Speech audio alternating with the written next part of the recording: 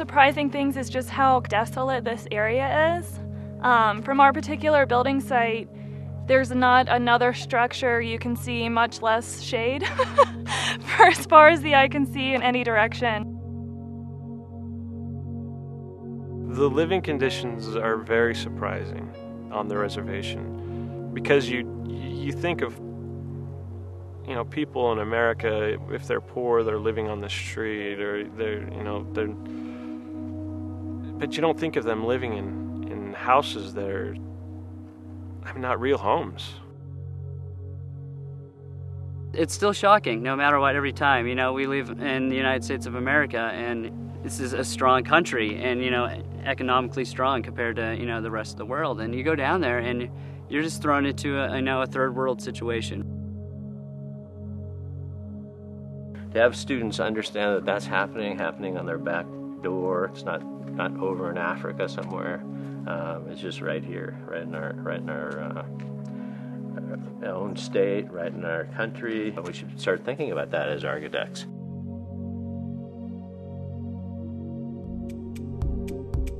There was a precedent at Auburn University called the Rural Studio, run by a guy named Sam Mockbee.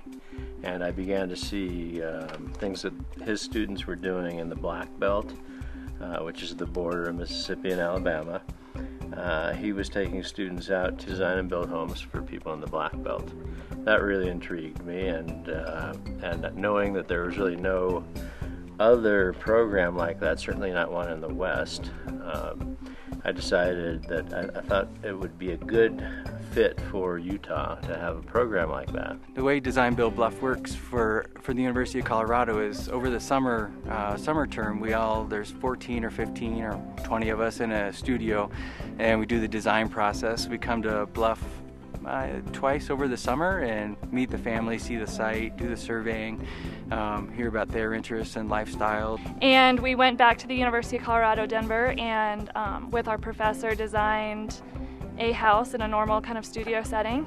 Then came back again and showed it to the family, got the okay, went back again, finished everything up to the best of our ability. The final point was to move back down to Bluff during the fall semester, where we began construction.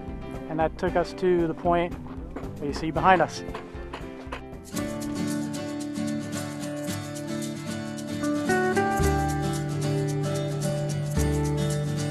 Hey now,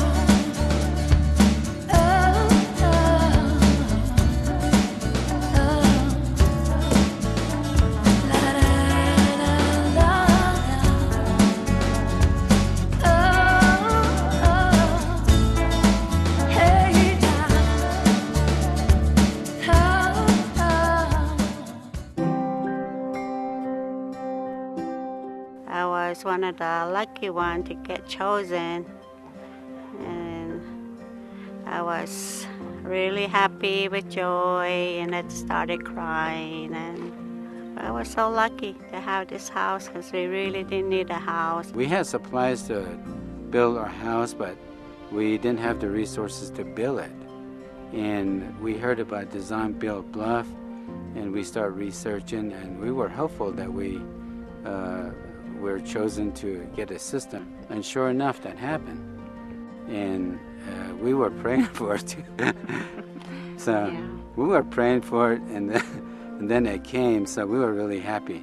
Thank God I have my own home. We have our own home, my son and I. I'm always with my grandma. My grandma, ever since I was a little girl, I was here.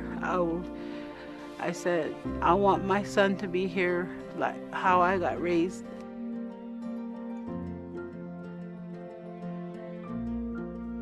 It's difficult to live out here and to make a living and to, or at least to use this as a base operation, because everything is far few in between. So your lifestyle has to adjust to that.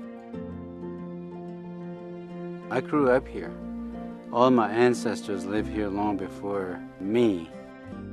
In this land here, there's tranquility and there's harmony. Many of my family and relatives still live here around this area. And the place where we're building our house over here, That's where my mother used to have her sheep camp. So we decided to just build our house right there. My favorite parts of the house is the windows. I mean, I really love the windows. You can see clearly, and the sun shines into there and warms up your house, even in the winter. The most important thing in our lives was running water. We have no running water since we were here for probably 43 years, 40 years at that time. I think mostly it'll be a nice place for people to visit me. I have a home now as well as my books have a home now. There's a nice symmetry to it. I love my whole house. I love my whole house because in my tradition, my grandpa told me, never ever be scared of your mom. Never ever, because your house is your mom. Because I don't have a mom. I don't have no parents. My house is my mom. So I love everything about it.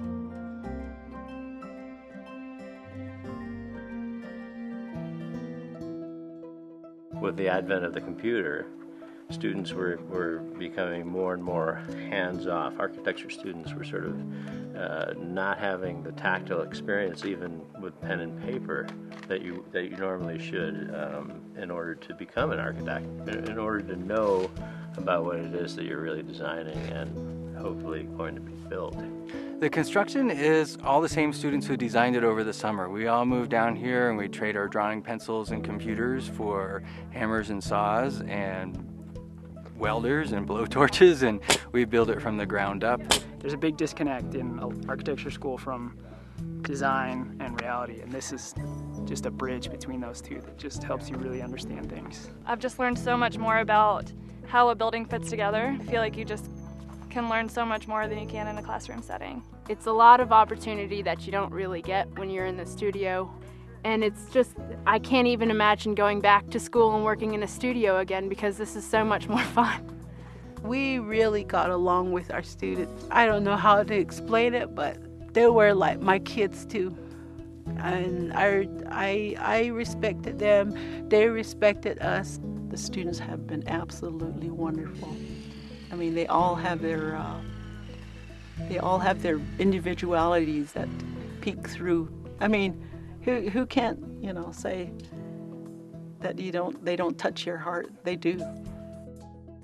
When we met with the students back in Bluff to see the design, and they pull out the model, I was just like speechless.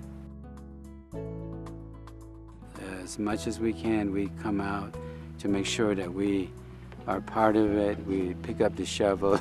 I love the students there. They're doing a really great job. It's just amazing to see how much hard work they're putting into our house. We've been so blessed that, we were chosen to have this house. What they designed came from their heart, based on the environment that we have here and what we wanted. It's perfect. In a way, it's kind of a study abroad experience, just immersing yourself in a completely different culture than we're used to. We may graduate and we may fall into the traditional design scenario working in an office, but this program is going to be in our blood. I feel I'm going to spend a good portion of my life doing this kind of work.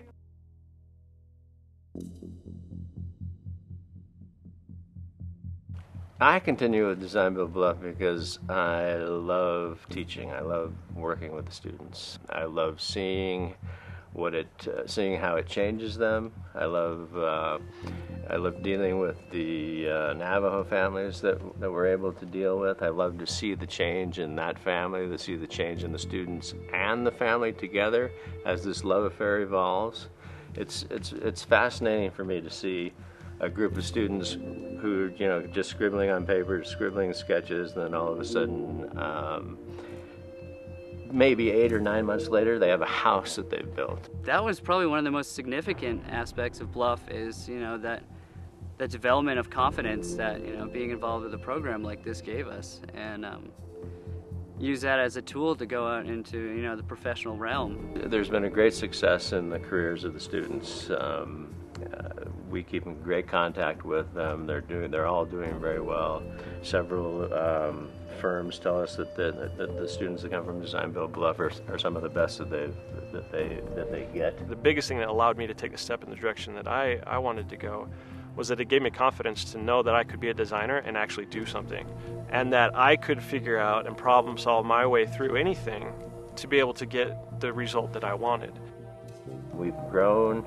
We started out building one house every year. We recognized that wasn't going to be sustainable.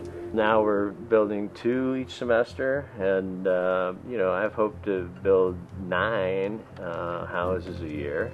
And actually, I should probably hope to build even more than that. I want to build a house for everybody, right? I want to build a house for everyone on the Navajo Reservation. If you think about the families, I mean, I could go from one family to the next. The first house, Rosie Joe, she wasn't weaving. Now that she has a house, she's able to weave. She's weaving rugs that are selling for $6,000 a piece. Caroline, her daughter Audrey was accepted at Phillips Andover Academy. Experimentation really is the order of the day at DesignBuildBLUFF. We will continue to use and experiment with different materials and different ways of putting things together, things that nobody has ever seen before.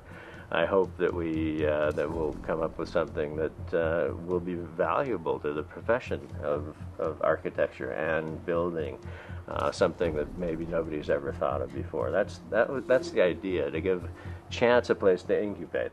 That's DesignBuildBLUFF. That was fantastic. Yeah.